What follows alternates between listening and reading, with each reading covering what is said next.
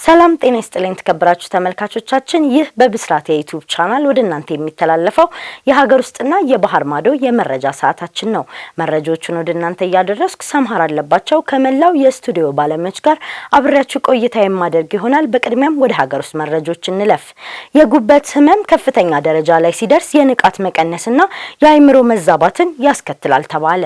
ጉበት በሰውነታችን የሆድ ዕቃ ውስጥ በቀኝ በኩል የሚገኝ የአካል ክፍል ነው። ለሴቶች ከቀኝ ጡት ወረድ ብሎ ለወንዶች ደግሞ ከታችኛው የጎድን አጥንት ስር የሚገኝ ጠቃሚ የሰውነት ክፍል ነው። ተግባራቱም የምንመገባቸውን ካርቦሃይድሬት፣ ስብና ፕሮቲን እንዲብላሉና እንዲዋሃዱ የሚያደርግ መሆኑን በሀባሪ ሜዲካል ፕላዛና ሜዲካል ሴንተር የውስጥ ደዌ ስፔሻሊስት የሆኑት ዶክተር ኤዶሚያስ አለምሰገድ ለብስራት ሬዲዮ ተናግረዋል። እንደ ዶክተር ኤዶሚያስ ገለጻ ጉበት የምንመገበውን ስብ እንዲዋሃድ እንዲፈጭ የሚያደርገውን ሐሞት ማምረትና የተለያዩ ኬሚካሎች መድኃኒቶችና መጠጦችን በማጣራት ከሰውነት እንዲወገዱ የሚያደርግ ብሎም ሌሎች በርካታ ተግባራት የሚያከናውን የሰውነት ክፍል ነው። ይሁንና ጉበት በተለያዩ ምክንያቶች እንደሚጎዳና የሚያሳየው ምልክትም እንደ ጉዳቱ ደረጃ የተለያየ ሲሆን መጀመሪያ አካባቢ ግልጽ ያልሆኑ ምልክቶች ሊታዩ ይችላሉ። በአንዳንድ ሰዎች ላይ ድካም፣ የምግብ ፍላጎት መቀነስ፣ የክብደት መቀነስ፣ የማቅለሽለሽና በቀኝ የሆድ ክፍል ላይ ህመም መኖር ሊያስከትል ይችላል። ህመሙ ግን እየከፋ በሚመጣበት ጊዜ የሰውነት ቆዳ ማሳከክ፣ የአይን ቢጫ መሆንና የሽንት መጥቆር ሊያስከትል እንደሚችል ገልጸዋል። በተጨማሪም ህመሙ እየባሰ ሲሄድ የንቃት መቀነስና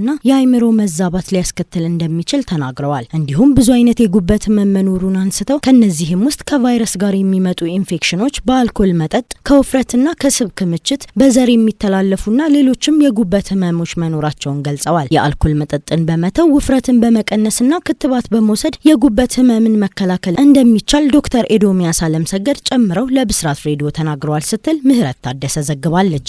በታክሲ ውስጥ ወድቆ ያገኘውን ከ1 ሚሊዮን ብር በላይ የሚያወጣ ወርቅ ለባለቤቱ የመለሰው ወጣት ምስጋና ተቸረው። በመቀለ ከተማ እሙን በተሰኘ የትራንስፖርት አገልግሎት ድርጅት ውስጥ በሹፌርነት ተቀጥሮ የሚሰራ ወጣት ፍጹም ገብረስላሴ በሚያሽከረክረው ታክሲ ውስጥ ወድቆ ያገኘውንና ግምቱ ከ1 ሚሊዮን ብር በላይ የሆነ የወርቅ ጌጣጌጥ ለባለቤቱ በመመለስ የሚደነቅ ታማኝነቱን ማሳየቱ ተገልጿል። ወጣት ፍጹም ጌጣጌጡ የጠፋበት መንገደኛ ሳትደናገጥና ሳትጨነቅ ንብረቷን እንድትረከብ ራሱ ስልክ በመደወልና እስከ መኖሪያ ቤቷ ድረስ በመሄድ እንዳስረከባት የትግራይ ፖሊስ ኮሚሽን አስታውቋል። የንብረቱ ባለቤት ወይዘሮ ያለም እንደገለጹት ፍጹም ያደረገው ተግባር እውነተኛ የህዝብ ልጅ መሆኑን ያረጋገጠበት አጋጣሚ ነው ብለዋል። ለማይረባ ሞባይል ስልክ የሰው ህይወት በሚጠፋበት በዚህ ዘመን በሚሊዮኖች የሚቆጠር ሀብት አግኝቶ መመለስ የትልቅ ስነ ምግባርና የአስተዳደግ ውጤት ነው በማለት ወይዘሮ ያለም ምስጋናቸውን ገልጸዋል። እንደ ምስጋና መግለጫም ለወጣቱ 20 ሺህ ብር የሰጡት ሲሆን ለራሱና ለወላጆቹም የተለያዩ የባህል አልባሳት እና የባልትና ውጤቶችን ለማበርከት ቃል ገብተዋል። የመቀሌ ከተማ የትራንስፖርት አገልግሎት ኃላፊ ወይዘሮ ሀያት ከድር በበኩላቸው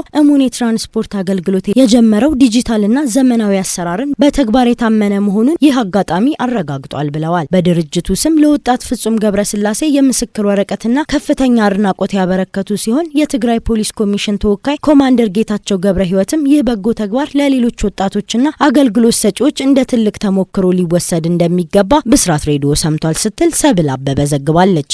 ተመልካቾቻችን እስካሁን ስትከታተሉት የነበረው የሀገር ውስጥ መረጃዎች ይህን ይመስላል። አሁን ደግሞ ከውጭ ወዳገኘነው መረጃዎች እንለፍ። ሩሲያ የመልእክት መላላኪያ መተግበሪያ ዋትስአፕ ላይ ገደብ እየጣለች መሆኑ ተነገረ።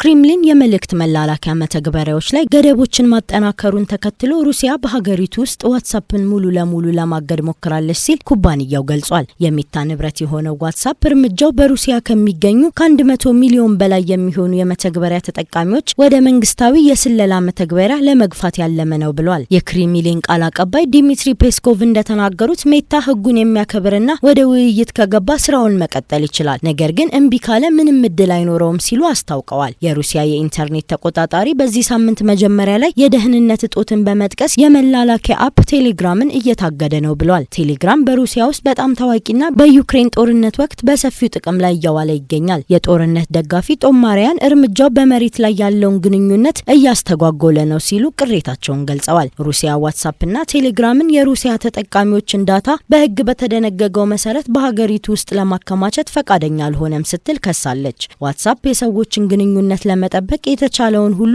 እያደረገ መሆኑን ይናገራል። ከ100 ሚሊዮን በላይ ተጠቃሚዎችን ደህንነቱ የተጠበቀ ግንኙነት ለማስቀረት መሞከር ኋላ ቀር እርምጃ ሲሆን ይህ ድርጊት ሩሲያ ውስጥ ያሉ ሰዎችን ደህንነታቸው ላይ ያሳጣቸው ይችላል ሲል መግለጫው አክሏል። ጋና በየሳምንቱ ሮብ የባህል ልብስ የሚለበስበት ቀን እንዲሆን አወጀች። ጋና በየሳምንቱ ረቡዕ ፉጉ የተሰኘው የሀገሪቱ የባህል ልብስ የሚለበስበት ቀን እንዲሆን አወጀች። ሀገሪቷ ይህንን ያወጀችው ከልብሱ ጋር በተያያዘ በዛምቢያውያንና በጋናውያን መካከል የበይነ መረብ ክርክር ከተነሳ ከቀናት በኋላ ነው። ባለፈው ሳምንት ፕሬዝዳንት ጆን ድራማኒ ማሃማ በዛምቢያ ባደረጉት ጉብኝት ወቅት የባህል ልብሱን ለብሰው ከታዩ በኋላ መነጋገሪያ ሆኗል። ልብሱን አንዳንድ ዛምቢያውያን ቀሚስ ሲሉ የተሳለቁበት ሲሆን ጋናውያን ለዚህ ምላሽ እንዲሰጡ አድርጓል። በበይነ መረብ የተነሳው ክርክርን ተከትሎም ዛምቢያ የባህል ልብሱን በብዛት እንደሚልኩ ፕሬዝዳንቱ ተናግረዋል። የጋና የቱሪዝም ሚኒስትር አብላ ዱዚቫ ጎማሼ ማክሰኞ ዕለት የባህል አልባሳቱን በየሳምንቱ ሮብ መልበስ በዓለም አቀፍ መድረክ የሀገሪቱን ማንነት በኩራት ለማስተዋወቅ ይረዳል ብለዋል። ከዚህም በተጨማሪ በተለይ በሀገር ውስጥ ላሉ አምራቾችና ዲዛይነሮች፣ ጠበብቶችና ነጋዴዎች ማህበራዊና ኢኮኖሚያዊ ፋይዳ ይኖረዋል ብለዋል። በመሆኑም የባህል ልብሱ በተለያየ ዲዛይን፣ ቅርጽና አለባበስ አብሮት ከሚሄዱ ቆንጆ ጌጣጌጦች ጋር እንዲለበስ ሚኒስትሩ አበረታተዋል። ባታካሪ ወይም ፉጉ እየተባለ የሚጠራው የባህል ልብስ በሰሜናዊ ጋናውያን ዘንድ ይዘወተራል። ልብሱ ቀጫጭን መስመሮች እንዲኖረው ተደርጎ ከጥጥ በእጅ የሚሸፈን ሲሆን ሰፋ ተደርጎ የሚሰፋ ነው። ተመልካቾቻችን እስካሁን ስትከታተሉት የነበረው የብስራት የዩቲዩብ የመረጃ ሰዓታችን ይህን ይመስላል። መረጃዎቹን ወደ እናንተ እያደረስኩ ሰምሃር አለባቸው ከመላው የስቱዲዮ ባለሙያዎች ጋር ቆይታ አድርጌያለሁ። መልካም ቆይታ።